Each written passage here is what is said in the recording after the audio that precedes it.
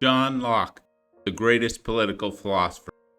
As we'll see, the empirical evidence that John Locke was the greatest political philosopher is overwhelming if you value human life and happiness.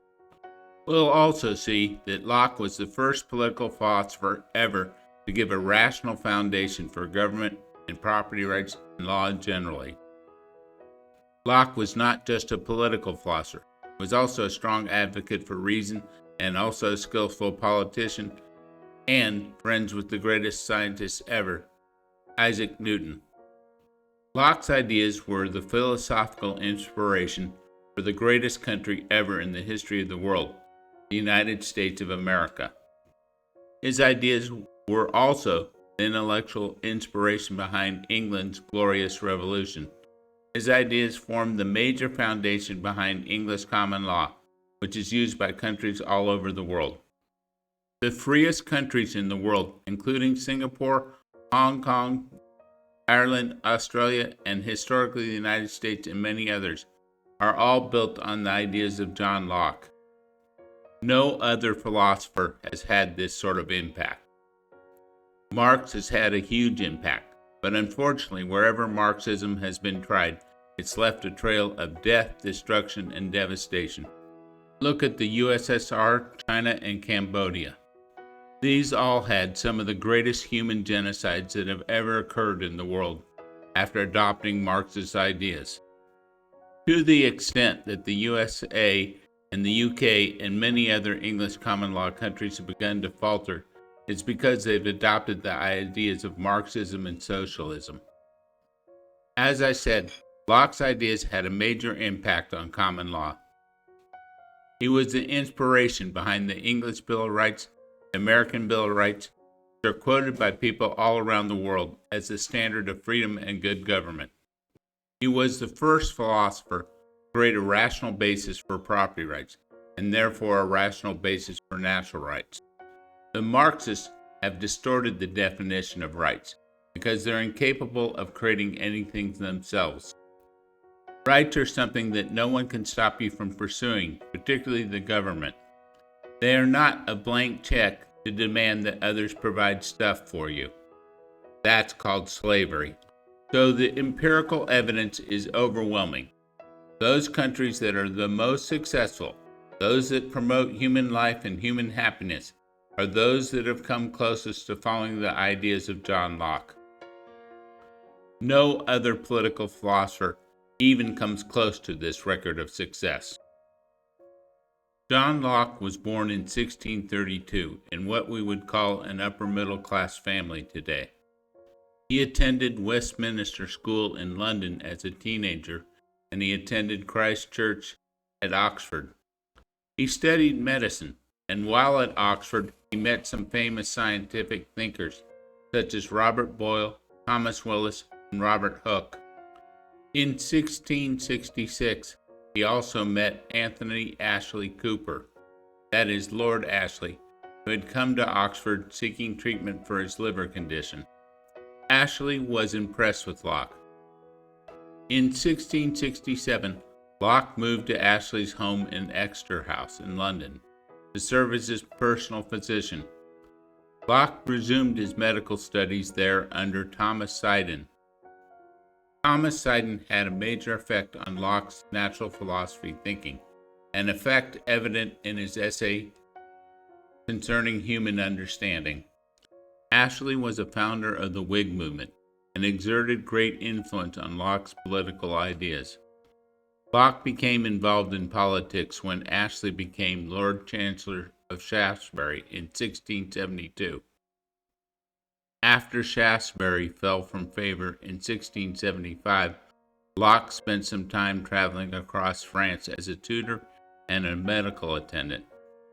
He returned to England in 1679 when Shaftesbury's political fortune took a brief positive turn. Around this time, Locke composed the bulk of his two treatises on government, some of the most famous philosophical writings on political philosophy ever in the world. This work was part of his ideas against the idea of an absolute monarchy, or the divine right of kings. Locke fled to the Netherlands in 1683, fearing for his life because there were rumors that he was involved in the Rye House plot. While in the Netherlands, he lived under the pen name Van Linden and returned to England after the Glorious Revolution. Most of his books were published after returning to England. He died at age 72 in October 1704. In my opinion, Locke, Bacon, and Newton are the reasons why England, or the UK generally, became the center of the Industrial Revolution, which was what allowed the UK to create the worldwide empire. But almost immediately his ideas were under attack by what Marxists would call counter-revolutionaries. These included Jeremy Bentham and John Stuart Mill, who were both utilitarian socialists. This is the English strain of socialism as opposed to the Marxist strain, and by so-called conservatives like Edmund Burke, who didn't like Locke's attack on the monarchy and wanted to restore the strength of the monarchy to absolute power. These two forces, conservatives and English socialists, have eroded and worn away any freedoms that John Locke had established for the UK and England, to the point now that they don't even have any respect for free speech or freedom of the press. With the absurd cases going on now of arresting people for what they say online and putting them in prison for extended periods of time. In order to understand the monumental achievement of John Locke's political philosophy, we have to take a look at the history of political philosophers before and some after Locke. Like most philosophical questions, we'll start the subject with Plato. Plato wrote about political philosophy in the style of wise men aphorisms. He discussed a number of political systems and described what was good and what was bad about them. He discussed what he called timocracy. This form of government is characterized by the rule of honor-loving, where those who value honor and victory are in power. This is seen as a degenerate form of the ideal state ruled by philosopher kings, according to Plato. The second form of government he discussed was called oligarchy, where the wealthy and powerful rule. This is a further degradation of timocracy. The third form of government he discusses is democracy, where freedom and equality are highly valued, but can lead to excessive instability. The decisions are made by majority rule. Tyranny is the last form of government he discusses. It is characterized by the rule of a single individual, that is, a tyrant who uses force and fear to maintain control. Plato sees tyranny as a result of excesses and instability of democracy. This sounds familiar. Notice that socialists, so-called Democrats, are always talking about democracy. They're not talking about constitutional republics. Of course, next let's discuss Aristotle and his ideas on politics. He also put together what I would call wise man aphorisms about various forms of government. He discusses monarchy, which he calls the good form, and tyranny, the corrupted form. Monarchy is ruled by a single individual who rules for the common good. Tyranny is ruled by a single individual who governs for their own benefit and to the harm of the citizens. Next, he discusses aristocracy, the good form, and oligarchy, the corrupted form. Aristocracy is ruled by a few individuals who are virtuous and govern for the common good. Oligarchy is ruled by a few individuals who are wealthy and govern for their own benefit. Sounds very familiar. Third, Aristotle discusses polity, the good form, and democracy, the corrupted form. Polity is ruled by many citizens who govern with a view to the common good and the interests of the middle class, whereas democracy is ruled by many, where the poor and the lower class govern and often make decisions that benefit themselves at the expense of the wealthy. I will point out a problem with both Aristotle and Plato's ideas on political economy. Both of them think the common good is the goal of the government. The problem with the common good, which sounds good, thus politicians love to use it, is that it's a vague term and can mean many things to many different people. In fact, I doubt that Aristotle's idea of the common good was the same as Plato's. For instance, was executing Socrates for the common good because he was disrupting the peace and corrupting the youth? I think it's arguable that it could come under the common good. A funny but biting take on the problem with the common good or the greater good argument is illustrated by this video by Hot Fuzz. This is a mistake that Locke corrects, one of the many genius things that he does in political philosophy. Next, let's skip forward to Cicero of ancient Rome. Cicero put down his ideas in a book called De Republica, which means On the Republic. Cicero was an advocate for a mixed constitution, which combines elements of monarchy, aristocracy, and democracy. He argues that this balance of power can prevent excesses of any single form of government and promote stability and justice. Cicero emphasizes the importance of law in governing the state. He believes the laws should be just and serve the common good. We've already talked about the problem of the common good. He stresses the importance of virtue in political leadership. He discusses his ideal state, which is characterized by justice, harmony, and the pursuit of virtue. But he does not tell us how you get these, or how his ideas lead to this. As we've already seen, he has the same problem as Plato and Aristotle, thinking the common good is the goal of the state. Thomas Aquinas, who lived in 1225 to 1274, synthesized Aristotelian philosophy with Christian theology. He argued for the divine right of kings, and also emphasized the importance of natural law and the common good. By the way, it should be pointed out that the ideas of natural law are not the same as Locke's ideas of natural rights. Aquinas believed that the state should serve the moral and spiritual well-being of its citizens, and that the just governance adheres to natural law and divine law. Dante Alighieri wrote about political philosophy in his book called De Monarchia, meaning on monarchy. His treatise was written in the early 14th century as a comprehensive argument for universal monarchy under a single emperor. In Book 1, Dante argues for the necessity of a universal monarchy. He argues monarchy is necessary for the stability and peace of the world. He believes that a single ruler can unite humanity under a common law to prevent conflicts that arise from competing powers. In Book 2, he argues the source and nature of the emperor's power and authority derives directly from God. He sees the emperor as the figure of universal authority and responsibility for the temporal well-being of all people. In Book 3, he discusses the benefits of universal monarchy, arguing that it promotes peace, unity, and the common good. We've already seen the problem of government having as its goal the common good and why it's such a bad idea. He points to the Roman Empire to support his argument. Thomas More wrote about his political philosophy in Utopia, published in 1560. It's a fictional account of an ideal society, presenting a critique of contemporary European society and offering a vision for a more just and equitable political power. He uses this to critique the present situation in Europe.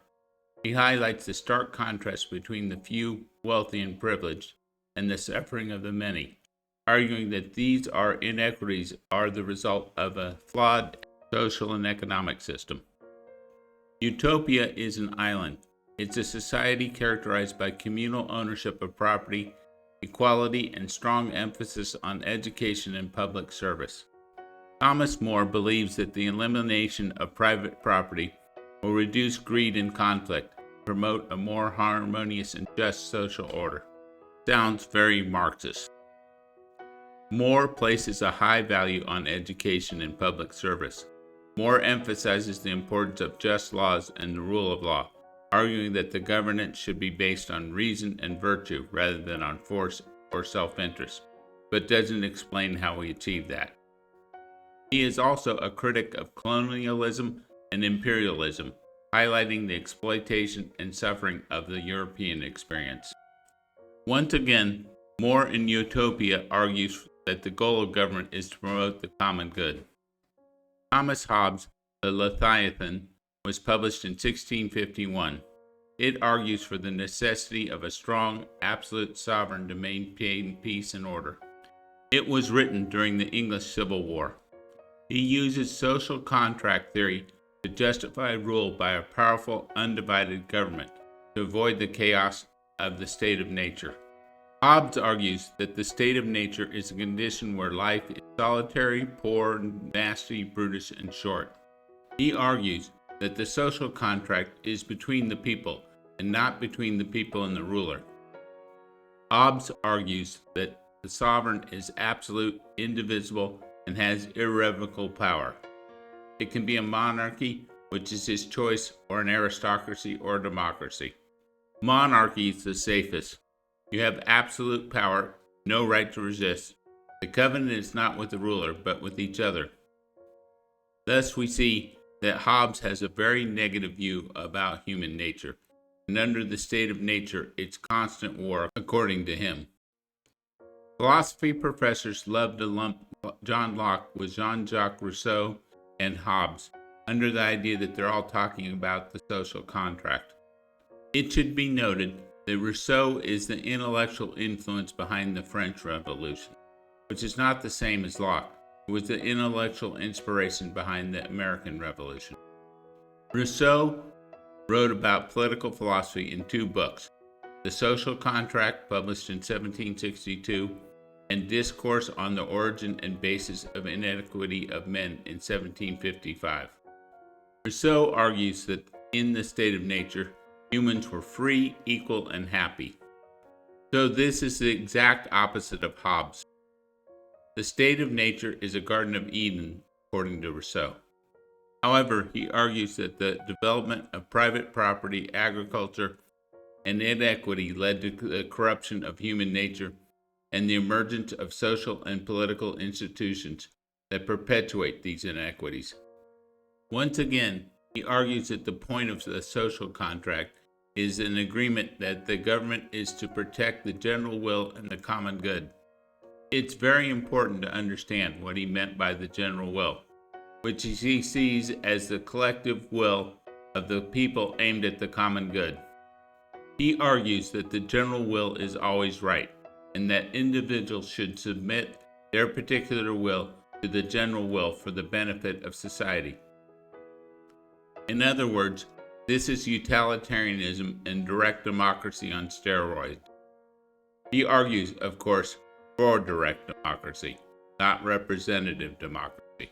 It is very important to understand, not only did Rousseau believe the state of nature was ideal, but he was very critical of reason. Sounds almost exactly like the biblical story of Adam and Eve. He criticizes the Enlightenment's supposed excess reliance on reason and tendency to dismiss emotions, instincts, and natural impulses. He argues that this focus on reason has caused a disconnect from nature and the corruption of human nature. So Rousseau is an anti-Enlightenment philosopher. He's also an anti-reason philosopher. And we see the result of this in the excesses and the absurdities of the French Revolution. Edmund Burke tried to use the French Revolution as an excuse for why we had to give up on reason, because the French Revolution was reason run amok, according to him. But as we see, Rousseau was not pro-reason. Burke's attack on the French Revolution was a disguised attack on John Locke, an attempt to reinstate the absolute powers of the monarchy, and intellectual fraud. Of course, we have to mention Karl Marx. Karl Marx did not so much present a political philosophy as a roadmap for destruction and envy. As one Marxist put it, the Communist Manifesto is a handbook for the destruction of whatever remained in the late epoch of the West of organic bonds such as family, marriage, faith, and pre-capitalist attachment to village, church, and land. Rather than decrying the destruction of these organic bonds, Marx regarded them as bourgeois institutions that were dialectically being destroyed by capitalism and industrialism as a progressive step. From this, we see cultural Marxism is the intellectual elaboration of a will to destroy as it pertains to traditional cultural and societal bastions. So Marx doesn't even have the redeeming feature of the common good. He's just evil through and through. The genius of John Locke was to reject the common good as the goal of government. This had been the goal of almost every other philosopher who talked about political philosophy. Instead, Locke set the goal of protecting each individual's natural rights, as explained in the U.S. Declaration of Independence. Quote, that to secure these rights, governments are instituted among men.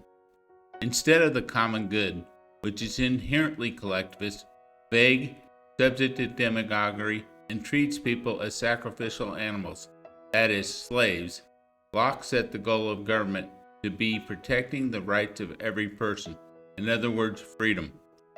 Locke argued that every person should be free. A free person owns themselves and the fruit of their labor, and when you're not free, you're a slave. Thus, a slave does not own themselves or the fruit of their labor. The common good rejects that you own yourself or that you own your own labor, and is the primitive thought process of tribes and early man that Marxists love to point to as their model of society. In formulating his ideas, Locke started with the state of nature, in which he argued that man is free, but he spends most of his time protecting his property and his other rights. In that sense, Locke is halfway between the Garden of Eden of Rousseau and the absolute misery that Hobbes described as the state of nature. Locke argues that the only thing that you give up in order to form a government is the right to immediate retaliatory self-defense. His ideas provide a rational basis for what a government is and what it should do. It's clearly defined by the definition of what are natural rights. His formulation very much comes down to the idea that you own yourself. Because you own yourself, you own those things you create. That is the fundamental basis of property, which is consistent with the moral idea that almost everyone has about property, that if you create something, you own it. Marxists and other people try to distort Locke when he said mixing labor with natural resources creates property, arguing that throwing a hammer into the ocean creates a property right in the ocean under Locke's ideas. Clearly, what he meant was creating value. His ideas on property rights form the basis of all natural rights. You can derive most natural rights from the fact that you own yourself and you own your labor. This also forms the basis of common law, which I've described elsewhere in more detail. You have to remember that one of the main things that Locke was arguing about was natural rights versus the divine right of kings. The divine right of kings had been the dominant theory of government during the Middle Ages. The implementation of Locke's ideas resulted in an explosion of wealth, with an honorable mention to Francis Bacon, Isaac Newton, the greatest scientist in the world, and Aristotle. The purest implementation of Locke's ideas in government was the United States of America, which was the greatest country ever created in the world. The implementation of Locke's ideas in England and the United States results in an explosion in wealth, which can be seen as the inflection point where humans first escaped the Malthusian trap. It is, in fact, the U.S. and Great Britain that caused the inflection point on this chart, causing the upward turn in per capita wealth. This explosion in wealth happens because of an explosion in inventions. The so-called Industrial Revolution was actually an explosion in inventions, which is what causes the huge surge in per capita income, as I explained in this video on point. The reason for this explosion in inventions is the application of Locke's ideas to inventions. Locke clearly, despite what Austrians and socialists have said, clearly thought property rights for inventions were natural rights. Locke, when talking about property, states, when inventions and arts have improved the convenience of life, that was perfectly his own and did not belong in common to others. Clearly a reference to patents and copyright. The fact that Austrians and others have tried to pretend that Locke did not think patents were part of natural rights is fraud, and these people need to be excoriated for their fraudulent behavior. The implementation of property rights for inventors results in an explosion in invention and therefore wealth. William Rosen has an excellent way of illustrating this in his book, The Most Powerful Idea in the World. Rosen points to a steam locomotive in the Science Museum in London, known as the Rocket, that was built in the 1820s to transport goods from Manchester to Liverpool. The Rocket incorporated hundreds of inventions, and if you could magically edit out all the inventions created in Italy, Sweden, France, or China, the display would be empty. If you did the same thing with inventions created in England, Scotland, Wales, and America, the rocket would still run, thus showing the overwhelming dominance of English-speaking people who were living in systems where the law protected their inventions. And this exactly correlates to the inflection point in the curve when people first start to escape the Malthusian trap. As I said, the United States of America was the best implementation of Locke's ideas. But even the USA, from the very beginning, had collectivist ideological remnants, such as the 3/5 rule for slavery in the South. Not surprisingly, the North grew faster than the South economically. But because the USA was the best implementation of Locke's ideas, it resulted in an explosion in wealth. By the 1860s, the US was one of the most dominant industrial and economic powers in the world. For instance, the U.S. had 30,000 miles of railroad track in 1860, which was a good proxy for the size of the industrial economy, while the UK had less than 11,000 miles, showing that the U.S. had already caught up with and overtaken the UK as a leading industrial power. This point is also made in the excellent book Empire of Wealth, which documents the U.S. industrial power and wealth creation from the Revolution onward. It's an awesome and excellent book, but unfortunately the authors punt when it comes to the FDR period, bowing to the Keynesian narrative about the Great Depression. So it's clear that John Locke's ideas in political philosophy have done more to create human wealth and happiness than any other political philosopher in the history of the world. Not surprisingly, for this reason, the philosophers who go under the rubric of continental philosophy, that would be Kant, Hegel, Marx, and that sort of ilk, hate Locke, and they've tried to smear his name and bury him. Because these people hate human beings, they hate life, they're full of envy, and they're scumbags. But let's look at some of the issues that have come up with respect to Locke.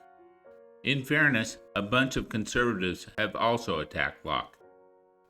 And the supposedly free market Austrians have also attacked Locke, who's done more to create wealth and human happiness than all the economists combined together. The first thing that we should look at is that Locke was very religious. Despite the fact that he was very religious, he was very clear that in philosophy, what counts is reason. Revelation and faith have no weight or value when it comes to philosophy. By reason, we should be very clear that we don't mean rationalism. We mean reason, which is logic and evidence. It's just nonsense when religious conservatives try to suggest that Locke's ideas are based on his Christian faith. It's a purposeful distortion, which is typical of Christians. Another consistent complaint about Locke is the idea of consent of the governed. First of all, we should understand that consent of the governed not in any way a primary idea of Locke's. It was a secondary idea. Clearly, you couldn't consent to being a slave. That would make a mockery of the idea of inalienable rights. Also, the point of government is to protect your natural rights, so you couldn't consent to, for instance, communism or socialism. It doesn't matter how many people consent to it. That's not a legitimate government. Locke made it clear that you have a right to rebel when a government is being tyrannical, such as a socialist or communist government is. What Locke meant by consent of the governed is that the ultimate authority is the people, not the government. Also, there's been an attempt to smear Locke as being a pure empiricist. As the continental philosophers love to do, they've distorted the meaning of empiricism. According to them, you're either a pure empiricist or a rationalist, which means that you either divorce concepts from facts, therefore you're a rationalist, or you divorce facts from concepts if you're an empiricist. This is a bunch of nonsense. It's pushed by people who want to undermine reason and undermine freedom. It's not at all what Locke was saying. The stupidity of this point of view can be summed up in this statement. Concepts divorced from facts are fantasy. Facts divorced from concepts are just noise. But it is fair to say that Locke's foray into epistemology did result in some errors. His goal was to try to explain the scientific process by which Newton was able to formulate his ideas on motion and other scientific discoveries. For a balanced and reasonable critique, I would look to David Kelly's excellent book, The Evidence of the Senses, or Leonard Peikoff's video on John Locke, which you can find on YouTube. Marxists love to critique Locke's formulation of the state of nature. They argue that this is not in fact the way that man lived. Of course, they forget that there was a real-life Robinson Crusoe who did in fact live very much this way. But Locke was not making an anthropological argument. The fact that Marxists try to turn this into an anthropological argument is intentionally dishonest and fraud, and they ought to be excoriated for this. Another thing that Locke gets criticized for is what I call the money proviso. He said, for the formulation of money, that everyone had a right to a certain plot of land in order to sustain themselves, which goes against the idea that you own yourself and the product of your own labor. You have to understand that according to Locke, at that time, there was more than enough land for everyone to have their own plot. He was against the idea that someone owned more land than they could use, which he called spoilage. I think it's valid to say that this was almost a side note in Locke's ideas.